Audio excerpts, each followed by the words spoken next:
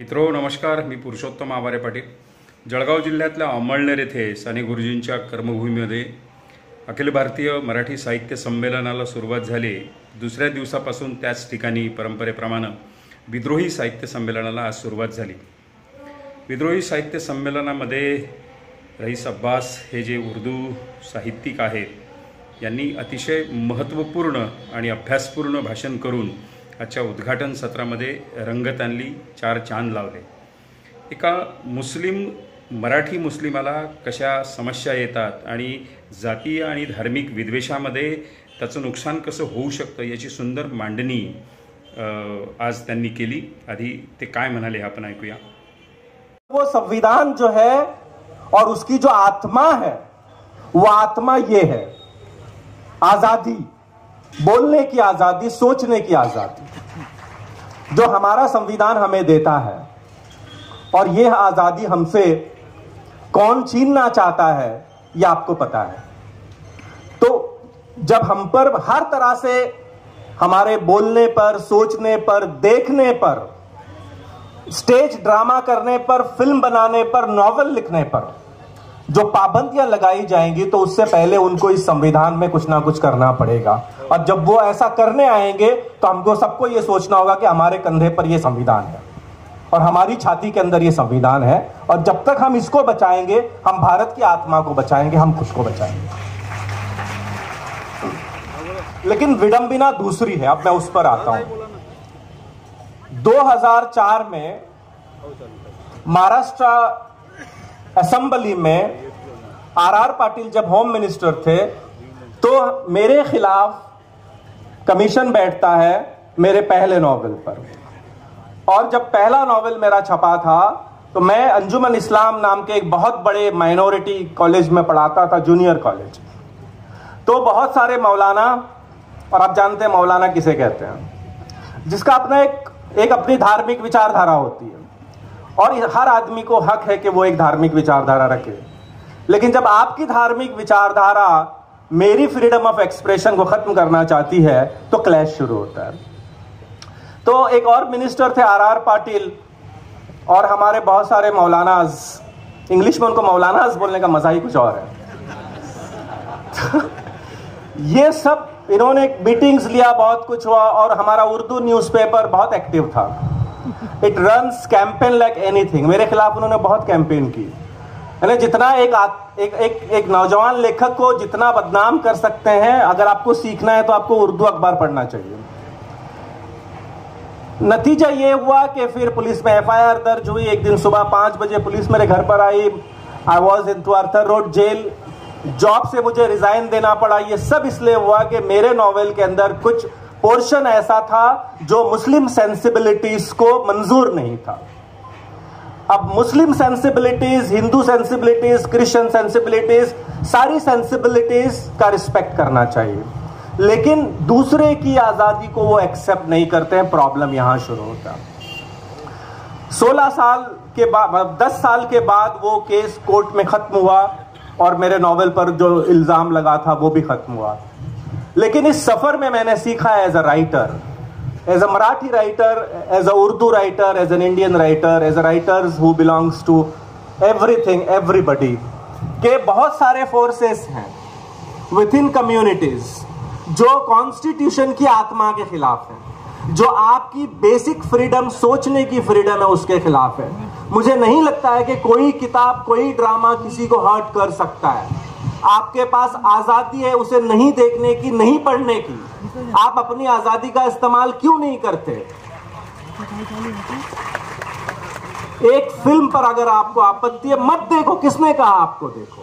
लेकिन आप ये कहोगे कि इस देश में ऐसी फिल्म नहीं बनेगी तो आप इस देश को पाकिस्तान बनाओगे, तरक्की याफ्ता हिंदुस्तान नहीं बनाओगे.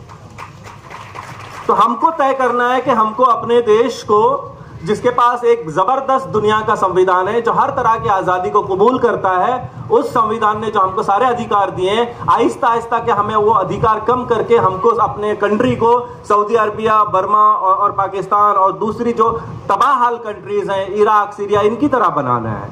भारत का जो मॉडल है वो मॉडल जब तक उसकी आत्मा के साथ रहेगा आजादी के साथ रहेगा, बोलने और सोचने की आजादी के साथ रहेगा, मुझे लगता है हम आगे बढ़ेंगे। अब दूसरी बात, साने गुरुजी से आपका भी गहरा रिश्ता है, इस शहर का गहरा रिश्ता है, मराठी साहित्य का गहरा रिश्ता है। और आज उनकी जो कविता से जो एक लाइन निकली है, उस पर हम मिल बैठकर बातें करना चाह रहे हैं, और वो ये है कि इंसानियत हमारा धर्म है, बल्कि इंसानियत ही सबका धर्म है। तो सोचना ये चाहिए कि इंसानियत ही जो धर्म है, और उसके अलावा जितने धर्म हैं, मेरा तो अपना पर्सनल ओपिनियन है कि वो आदमी ने बनाए हैं। आदमी बुनियादी तौर पे एक जानवर है, और मुझे ऐसा लगता है जितने जानवर हैं उनमें सबसे खतरनाक जानवर आदमी है। और ये इतना खतरनाक जानवर है कि ये दूसरे जानवरों को भी खाता है और अपने जैसे दिखने वाले जानवरों को भी खाता है।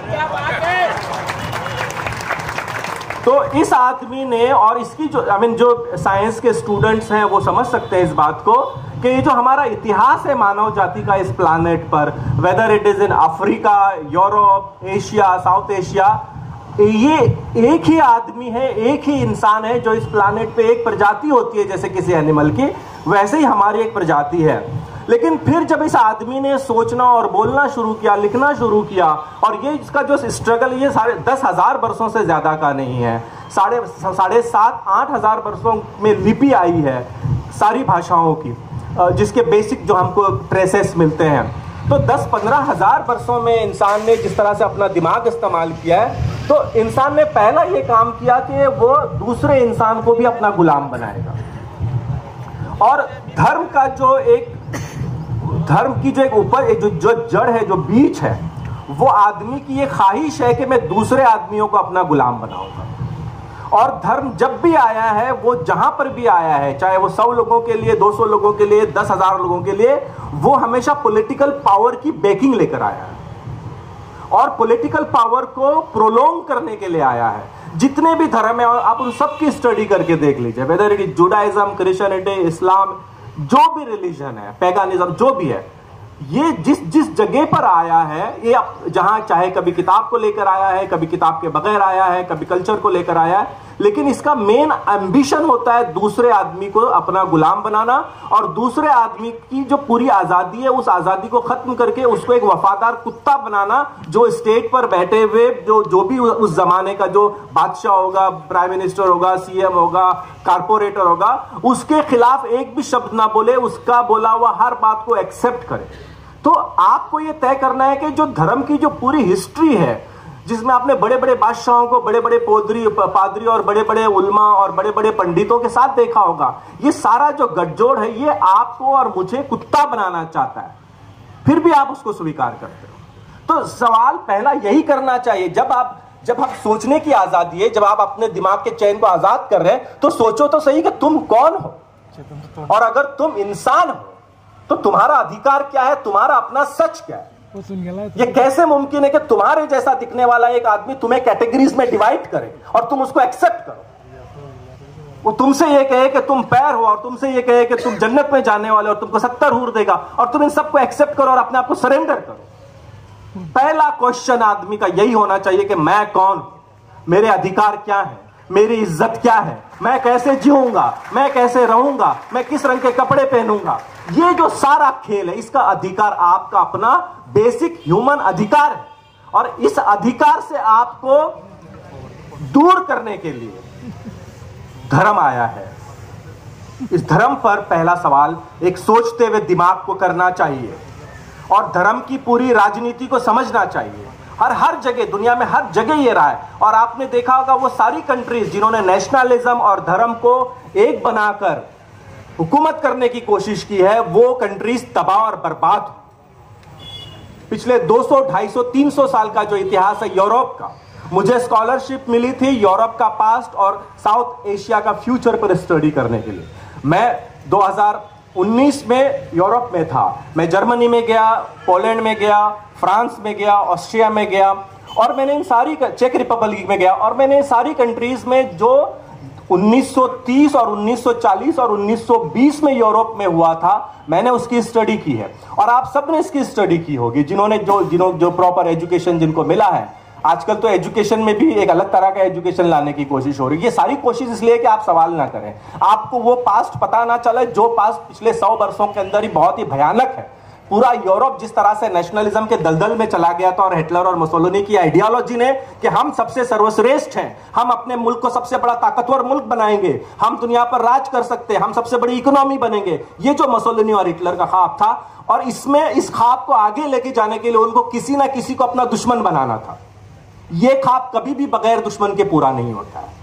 सुपर पावर बनने का ख्वाब हमेशा आपको एक दुश्मन पैदा करने पर मजबूर करता है, जो हमने यूरोप की हिस्ट्री में देखा है। तो उन्होंने टारगेट किया यहूदियों को, अल्पसंख्यकों को, सेक्सुअल माइनॉरिटीज को और सिंधीज को, जो यहां से माइग्रेट होकर वहां पर गए थे और अलग एक ट्राइबल कम्युनिटी के तौर पर जी रहे थे, और लाखों लोगों को कत्ल किया ताकि एक सुप्रीम स्टेट बना सके। तो ये सामने की चीजें, और इसको 100 साल भी अभी नहीं हुए और विद इन 100 ईयर्स हम दोबारा देख रहे हैं कि यूरोप ने जो भुगता है, इंडिया, पाकिस्तान, बांग्लादेश, ईरान, अफगानिस्तान इस तरफ जा रहा है। और यहां की माइनॉरिटीज को जो थ्रेट्स है, जो खतरा है, यानी पाकिस्तान के अंदर हिंदू हैं, सिख हैं, दूसरी कम्युनिटीज हैं, सिंधीज हैं, पारसीज हैं, अहमदीज हैं, within Muslim minorities, Shia minorities, Hindustan में मैं माइनॉरिटी हूं, आप माइनॉरिटी हो, सब माइनॉरिटी हैं सिवाय उनके जो पावर में, लेकिन इसके बावजूद हम पे रूल करते हैं। तो ये जो माइनॉरिटीज को थ्रेट्स हैं, ये पूरे दुनिया देख रही है कि इस रीजन का थ्रेट है। तो मेरा पूरा इस पर एक पूरा 800 पेजेस की इस पर बुक छपी है, जो दोनों कंट्रीज में छपी है, इस पर काफी डिस्कस हुआ है। तो कहने का मतलब है कि थ्रेट्स पावर के साथ आता है, पावर मजहब को अपना टूल बनाता है, अपना हथियार बनाता है, और फिर जब वो हथियार बनाता है तो वो सारी सिस्टम में जितने ये हिटलर ने किया है, आप हिटलर की पूरी 30 साल की हिस्ट्री देख लो, वो इलेक्शन को हाईजैक कर लेते हैं, वो पॉलिटिकली आते हैं, वो कॉन्स्टिट्यूशन को चेंज करते हैं, वो पुलिस फोर्स के साथ अपनी एक विंग बनाते हैं, मिलिट्री विंग बनाते हैं जो हिटलर ने बनाई थी। उसके बाद वो जुडिशरी में जो जजेस उनके हम ख्याल नहीं होते हैं, उनको टारगेट कर देते हैं, उनको निकाल देते हैं। अपने जजेस जुडिशरी को पूरे तरीके से हिटलर ने चेंज कर दिया था। उसके बाद सबसे पहला टारगेट जर्नलिस्ट और राइटर। जर्मन में हिटलर ने अपने पावर को और अपने सारे जो क्रिटिक्स थे, राइटर्स को और सबको टारगेट किया, सबको सबसे पहले जेल में डाल दिया। सबसे पहले कम्युनिस्टों को उसने चुन चुन के, जो कम्युनिस्ट सिंपैथेटिक न्यूज़पेपर में एडिटर्स थे, उनको टारगेट करके जेल में डाला, उन पर तरह तरह के इल्जाम लगाए, मुल्क से गद्दारी, और जो सारे दुनिया जानती है किसी भी तरह के इल्जाम में आप किसी भी तरह के लोगों को फंसा सकते हैं। वो सारा खेल हमने किया, और जब मैंने उसकी स्टडी थरोली की, मैं उन घरों में गया, उन लाइब्रेरीज में गया, उन म्यूजियम्स में गया जहां पर इन सारी यादों को उन्होंने बचा के रखा है, तो मुझे एहसास हुआ कि एक इंसान के तौर पे हमारी ये जिम्मेदारी है कि हमको अपनी आंखें, अपना दिमाग खुला रखना चाहिए और इस दुनिया को देखना चाहिए जिसके एक हिस्से में हम रह रहे हैं, इसके दूसरे हिस्सों में क्या क्या होता आ रहा है। जो गलतियां दूसरों ने की, अगर हम भी वही गलती कर रहे हैं तो मानव ने सीखा क्या, इंसान ने सीखा क्या, आदमी ने सीखा क्या। बासभाईंच्या सुंदर भाषणानंतर मावळते विद्रोही साहित्य संमेलनाचे मावळते अध्यक्ष चंद्रकांत वानखडे यांनी सुद्धा अतिशय परखडपणे आपली मतं मांडली। पहिल्यांदाच चंद्रकांत वानखडे एवढ्या आक्रमकपणे बोलताना दिसले। तसे ते रोखठोक आहेत, सरळ आहेत, थेट बोलतात, परंतु यावेळी मात्र अतिशय उत्तम पद्धतीनं त्यांनी व्यवस्थेची चिरफाड केल्याचं आपल्याला दिसतं आहे। काय संबंध? आणि 22 जानेवारीची चर्चा होती, 26 जानेवारीची नाही। म्हणजे चौका चौकामध्ये विक्रीला असणारे तिरंगी झेंडे यावेळेस नव्हते, भगवे झेंडे होते आणि अजूनही घराघरात आणि शहरामध्ये फडकतायत। कारण काय? तर 26 जानेवारीचं विस्मरण व्हावं आणि तिथे 22 जानेवारीचा पर्याय ठेवावा, एक हिंदू धर्मतंत्र स्थापन करावं आणि गणतंत्र खड्ड्यात गेलं। हे चाललेलं आहे। म्हणजे हा योगायोगाचा भाग नसतो की 6 डिसेंबरलाच बाबरी मस्जिद पडते, कारण 6 डिसेंबरला डॉक्टर बाबासाहेब आंबेडकरांचा महानिर्वाण दिवस असतो, त्याच दिवशी बाबरी मस्जिद पडते। म्हणजे महानिर्वाण दिवसाचं विस्मरण होण्यासाठी बाबरी मस्जिद पडते। मला स्वतःला भीतीदायक वाटत आहे। बरे नीतिमत्तेचा आणि यांचा अर्थार्थी काहीही संबंध नाही। म्हणजे चाणक्यांचा आदर्श, चाणक्याचा नीतिमत्तेचा काय संबंध आहे? शेंडीला गाठ मारली, म्हणजे शेंडी असतेच प्रतीकाच्या स्वरूपात, आणि नंद जे घराणं आहे त्याचा निपात केला आणि मौर्य घराणं स्थापन केलं. बरं, नीतिमत्ता काय? तर चाणक्य नीती सांगते की राजांनी कारभार करायचा असेल तर दारूचं उत्पन्न वाढवलं पाहिजे, दारूच्या विविध जाती शोधल्या पाहिजे, राज्यामध्ये वेश्या व्यवसाय सुरू असला पाहिजे, तो त्याला प्रोत्साहन दिला गेलं पाहिजे आणि वेश्यांच्या महिनाभराच्या उत्पन्नाचं 2 दिवसाचं उत्पन्न राजाच्या तिजोरीत घेतलं पाहिजे. विरोधकांना संपवण्यासाठी विषकन्या तयार केल्या पाहिजे. म्हणजे आता विषकन्या इकडून तिकडे ज्या चाललेल्या आहेत म्हणजे मग झोपतो त्यांच्याशी, मग तो मरून जातो. काय ते असे कथा आहेत त्या सगळ्या चालू आहे. नीतिमत्तेचा अर्थ म्हणजे चाणक्याचा तर अजिबात संबंध नाही आणि ज्या सावरकरांचं हे नाव घेतात त्याचाही अजिबात संबंध नाहीये. कारण एकच सिद्धांत, म्हणजे बाकी सांगत नाही सावरकर पुराण, पण एक सिद्धांत सावरकरांनी मांडलेला आहे, सद्गुण विकृती. आता सद्गुण ही विकृती असू शकते अशी एक सैद्धांतिक मांडणी करणारा यांचा आदर्श असेल. बरं, कोण्या प्रसंगावरून सद्गुण विकृती म्हणतात ते? तर शिवाजी महाराजांनी शत्रू पक्षाचा सुभेदाराची सून आल्यानंतर हे करतात तसं कुकर्म करायला पाहिजे होतं, ही यांची संस्कृती. शिवाजी महाराज तिला साडी चोळी म्हणजे अशीच आमची आई असती वगैरे सगळं म्हणून सन्मानपूर्वक शत्रूच्या घरी पाठवतात.